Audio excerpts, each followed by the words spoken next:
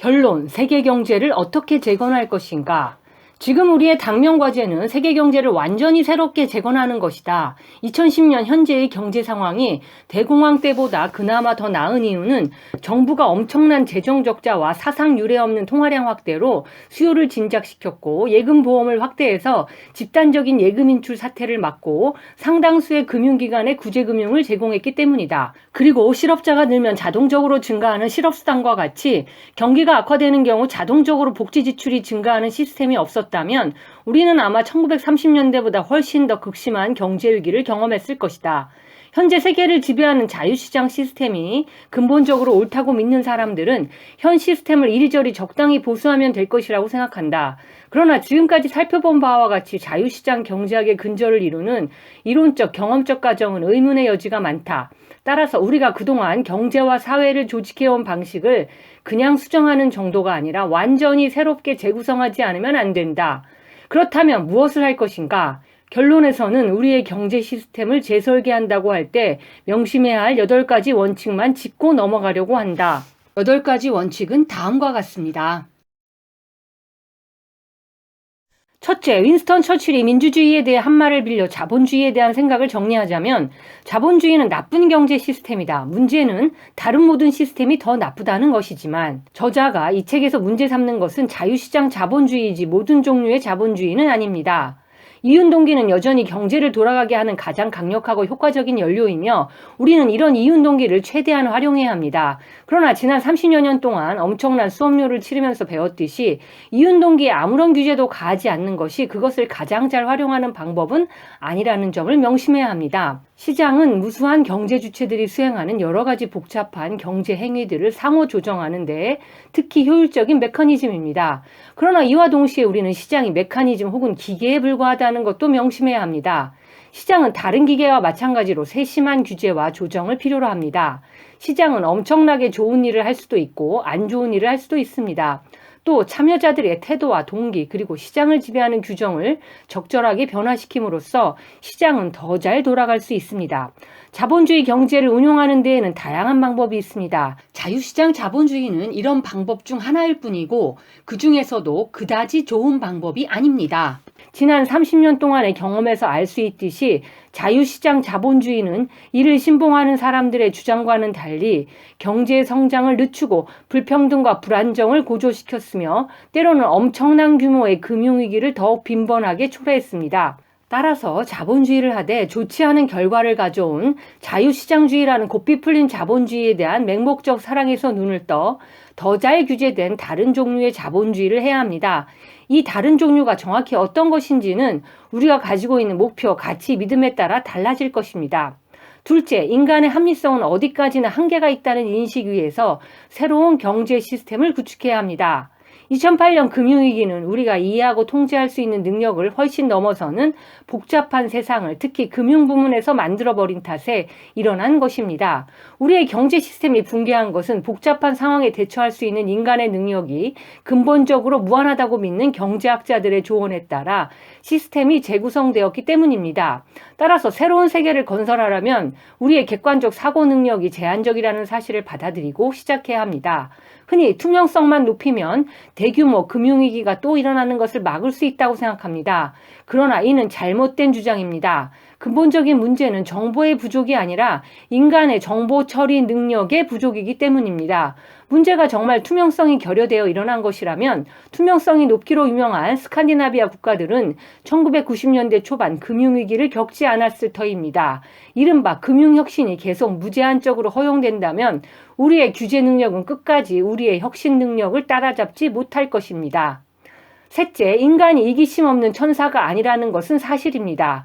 그러나 우리는 인간의 나쁜 면보다 좋은 면을 발휘하게 하는 경제 시스템을 만들 수 있습니다. 자유시장 이데올로기는 인간이 착한 일을 하게 하려면 금전적인 보상을 하거나 벌칙으로 위협해야 한다고 믿습니다.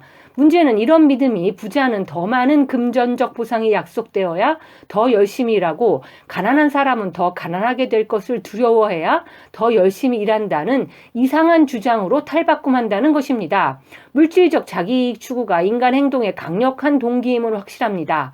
하지만 이것은 물질적 자기이익이 유일한 행동 동기라는 것과는 완전히 다른 이야기입니다. 인간은 자유시장 경제학 교과서가 주장하는 만큼 물질적 자기이익만을 따라 움직이는 존재는 아닙니다. 우리는 개인과 기업이 물질적 이익을 추구하는 것을 미화함으로써 물질적 부만 쌓을 수 있다면 사회적 책임을 무시해도 되는 세상을 만들었습니다. 그런 과정에서 은행가와 펀드 매니저들이 자신들의 부를 축적하기 위해 직간접적으로 일자리를 파괴하고 공장문을 닫고 자연환경을 해치며 금융 시스템 그 자체까지 망치도록 내버려 두었습니다. 이런 사태가 재발하지 않도록 하려면 우리는 물질적 부를 중요시하되 유일한 목표가 되지 않는 경제 시스템을 건설해야 합니다. 또 기업이든 정부 부처든 모든 조직은 구성원들 간의 신뢰, 상호연대, 정직성, 협동 등을 장려하는 형태로 설계되어야 합니다. 그리고 금융 시스템 개혁을 통해 기업에서 단기 주주의 영향력을 줄이고 그럼으로써 기업들이 단기 이윤 극대화 이외의 목표도 추구할 수 있도록 해야 합니다. 이에 더해 우리는 에너지 소비 절감이라든가 노동자 훈련에 대한 투자와 같은 공익을 위한 행동들에 정부 보조금을 지급하고 보다 높은 사회적 중요도를 부여하여 더 많이 보상해야 합니다. 이것은 단지 도덕론적인 이야기가 아닙니다. 자기이익에 대해 좀 더 진보한 생각을 갖도록 호소하는 것이기도 합니다. 단기적인 자기이익을 최우선으로 생각하게 되면 우리는 전체 시스템을 파괴하게 될 것이고 이는 장기적으로 누구에게도 이롭지 않습니다. 넷째, 사람들이 항상 받아마땅한 만큼 보수를 받고 있다는 생각을 버려야 합니다. 가난한 나라 사람들은 개개인으로 따지면 부자 나라 국민들보다 때로 더 생산적이거나 기업가 정신이 더 뛰어난 경우가 흔합니다. 이민이 자유로워져서 가난한 나라의 국민들이 부자 나라에 가서 그곳 국민들과 동등한 조건으로 일할 수 있게 된다면 부자 나라의 노동자들은 대부분 직장에서 쫓겨날 것입니다. 가난한 나라의 가난한 사람들이 가난하게 사는 것은 개인적 자질이 모자라서가 아니라 자기 나라의 경제 시스템과 선진국의 이민 정책 때문입니다. 많은 사람들이 진정한 기회의 평등을 누리지 못해 가난한 것이라고 이야기한다고 해서 기회의 평등만 제대로 보장되면 가난한 사람은 가난에 마땅하다는 말은 아닙니다. 어느 정도 결과의 평등이 보장되지 않는다면, 특히 모든 아이가 최소한의 영양과 부모의 보살핌을 받지 못한다면 시장이 제공하는 기회의 평등 정도로는 진정으로 공정한 경쟁을 보장할 수 없습니다. 소득 분포의 반대쪽 끝에는 최근 수십 년 동안 천정부지로 치솟은 미국 경영자들의 보수가 있습니다. 1950년대에서 현재까지 미국 경영자의 보수는 상대적으로 최소한 10배는 증가했습니다. 1950년대까지만 해도 미국 CEO들의 평균 보수는 노동자 평균 임금의 35배였는데 오늘날에는 300 내지 400배에 이릅니다. 우리가 시장의 결과에 대해 과감하게 문제를 제기할 때만이 더욱 공정한 사회를 만들 수 있을 것입니다. 우리는 주식회사 경영자들이 받는 천문학적인 보수를 제한하기 위해 주식시장과 기업 지배 구조를 개혁할 수 있고 또 그렇게 해야 합니다. 또 실업수당과 공적 보조금으로 지원되는 재교육 프로그램을 통해 모든 사람들에게 진정한 재기의 기회를 제공해야 합니다. 시장의 결과는 자연적 현상이 아닙니다. 우리는 그것을 바꿀 수 있습니다. 다섯째, 물건 만들기를 더 중요하게 생각해야 합니다. 탈산업화 지식사회는 신화에 불과하고 제조업은 지금도 경제에 필수적입니다. 최근 수십 년 동안의 제조업 쇠퇴는 탈산업화 시대에 불가피한 현상으로 간주되어 왔고 일부에서는 심지어 이를 탈산업화의 성공 사례로 적극 환영하기까지 했습니다. 지식경제라는 개념은 그럴듯하게 들리지만 우리는 결국 물질적인 존재로 아이디어만 먹고 살 수는 없습니다. 더욱이 어떤 의미에서는 우리가 늘 지식경제 속에서 살아왔다는 사실도 잊어서는 안 됩니다. 어떤 나라가 잘 사는지 못 사는지를 궁극적으로 결정해온 것은 우월한 지식을 소유했는지 여부이지 물리적으로 어떤 일을 하는지가 아니었기 때문입니다. 흔히 탈산업화의 성공 사례로 간주되는 스위스나 싱가포르 등은 사실 세계에서 가장 산업화된 나라에 속합니다. 더욱이 대다수의 고부가가치 서비스들은 제조업 부문에 크게 의존하고 있습니다. 그리고 서비스는 교역 가능성이 낮기 때문에 서비스 부문의 비중이 높은 국가는 국제수지 기반이 약화되면서 결국 성장을 유지하기 어렵게 됩니다. 탈산업화 지식경제라는 신화는 여러 가지 잘못된 투자로 이어졌습니다. 예를 들어 정규 교육과정과 인터넷의 확산 필요성이 과도하게 강조되었습니다. 그러나 정규 교육과정이 성장에 미치는 효과는 대단히 복잡하고 불확실하며 인터넷의 확산이 생산성에 미치는 영향은 그다지 크지 않습니다. 생산성을 증대시킬 여지가 많은 핵심 제조업 부문을 활성화시키는 방향으로 산업정책이 재설계되어야 합니다. 여섯째, 금융 부문과 실물 부문이 더 적절하게 균형을 이루도록 노력해야 합니다. 현대 경제가 생산적으로 돌아가기 위해서는 건강한 금융 산업이 필수적입니다.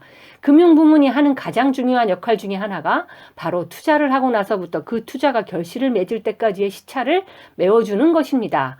금융은 그 속성상 빨리 움직일 수 없는 실물 자산에 유동성을 부여함으로써 자원을 신속하게 재배분할 수 있도록 합니다. 그러나 지난 30여 년 동안 금융은 배보다 더 큰 배꼽이 되어버렸습니다. 금융 자유화로 돈의 이동이 쉬워졌고 심지어 국경도 손쉽게 넘나들 수 있게 되면서 금융 투자자들은 더 참을성이 없어져 즉각적인 이윤을 원하게 되었습니다. 그 결과 기업과 정부는 장기적인 전망이 어떻든 간에 빨리 수익을 낼 수 있는 정책에 집착할 수밖에 없습니다. 자본의 자유로운 이동은 또 금융을 더 불안정하게 하고 고용 불안 또한 심화시키는 결과를 낳았습니다. 고용 불안은 이윤을 신속하게 창출하는 데 필요합니다.